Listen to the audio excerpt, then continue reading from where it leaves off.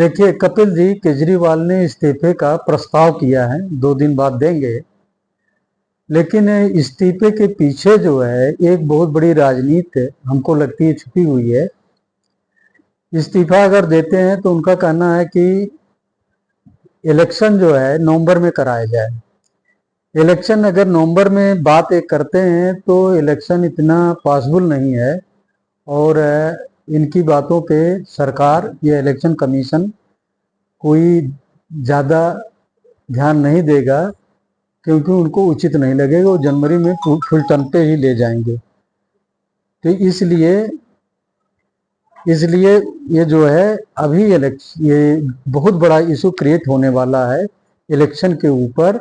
और इनके chief minister Arvind Kejriwal ji के इस इस्तीफे से पहले क्वेश्चन तो उठेगा, क्या आप देखें कि जो इनके ऊपर प्रतिबंध लगे हैं वो इस वर्तमान चीफ मुख्यमंत्री के ऊपर लगे हैं। भविष्य के मुख्यमंत्री अगर बनते हैं तो उनके ऊपर लागू नहीं होंगे। तो इस घटनाक्रम में एक सबसे महत्वपूर्ण घटना ये हो सकती है कि अगर ये रिजाइन कर दें और इलेक्शन नहीं कराते नवंबर में, तो इनके टोटल के टोटल जो एमएलए हैं वो तो विधानसभा के सदस्य रहेंगे। ऐसी कंडीशन में ये भी हो सकता है कि सारे विधानसभा के सदस्य मिलके इनके जो एमएलए हैं, विधायक हैं, वो पुनः नेता प्रतिपक्ष का चुनाव करें, अपने नेता का चुनाव, सदन के नेता का चुनाव करें, और उसमें अरविंद केजरीवाल जी का ही नाम आए। और ऐसी कंडीशन में वो फिर दावेदार चीफ मिनिस्टर के हो सकते हैं, ये संभावना भी हो सकती है।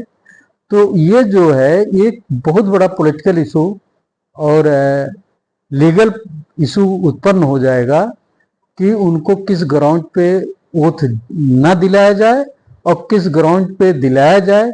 इसी को लेके एक बहुत बड़ा पॉलिटिकल इशू होगा, हेजिटेशन भी शुरू हो सकता है, सारा कुछ होगा। तो ये एक तरीके से राजनीतिक मुद्दा हो जाएगा कि इनकी रिजिग्नेशन दोबारा चीफ मिनिस्टर बनने से रोकने में भी, क्योंकि विधायक जो है दिल्ली की जनता के चुने हुए प्रतिनिधि हैं। अगर उनके द्वारा दोबारा नेता बनाए जाते हैं आप पार्टी के, तो वो जनता का ही ओपिनियन होगा, ना कि इंडिविजुअल अरविंद केजरीवाल जी का, क्योंकि उस समय वो चीफ मिनिस्टर दिल्ली के नहीं रहेंगे और वो रिजाइन कर चुके होंगे। तो ऐसी परिस्थिति में तो जब पब्लिक का रिप्रेजेंटेटिव फिर से बन के आएंगे तो बहुत बड़ा मुद्दा बन जाएगा और उस पर कोई डिनाइल होगा, कुछ होगा, तो आप पार्टी के लिए हेजिटेशन के सारे रास्ते खोल देंगे।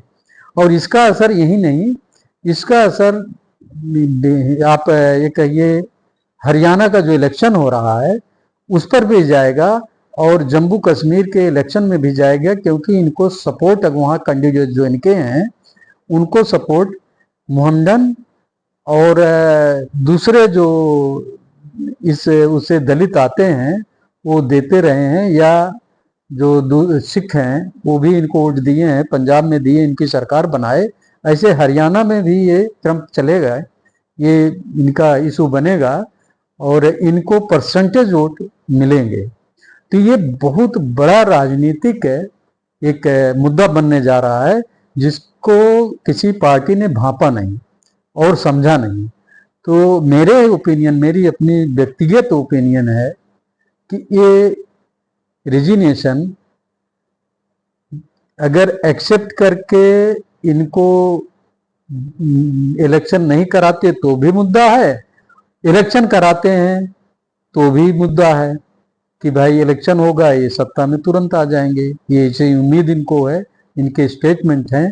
और ये बहुत कम चांसेस हैं कि किसी दूसरे को आप पार्टी से चीफ मिनिस्टर के उनके विधायक दल जो हैं वो प्रपोज करें।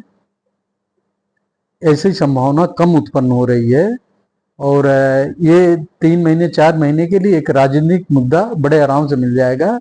ये मेरा अपना अनुमान है, अपना राय है, और कुछ लोग इस पे, विद्वान लोग भी यही राय प्रकट कर रहे हैं कि ऐसा हो सकता है, इसमें दो राय नहीं है। तो ये एक नया प्रयोग होने जा रहा है हमारे राजनीति में, जो दिल्ली में लग रहा है। अगर हो गया तो बड़ी, मतलब एक कहा जाए कि असमंजस की स्थिति सत्ता पक्ष के लिए जो केंद्र में है, और जो दिल्ली में अभी आप पार्टी की पार्टी सत्ता है, इनको रिजिग्नेशन के बाद जो स्थिति होगी उनके लिए, और दूसरे राज्यों में जो चुनाव होने हैं वहाँ पर भी ये गड़बड़ कर देगा। ये हमारी और लोगों से जो ओपिनियन आ रही हैं वो है। तो मैं इसी के साथ आज का अपना ये जो इस रिजिग्नेशन के ऊपर जो अपना विचार है मैं समाप्त करता हूँ। धन्यवाद।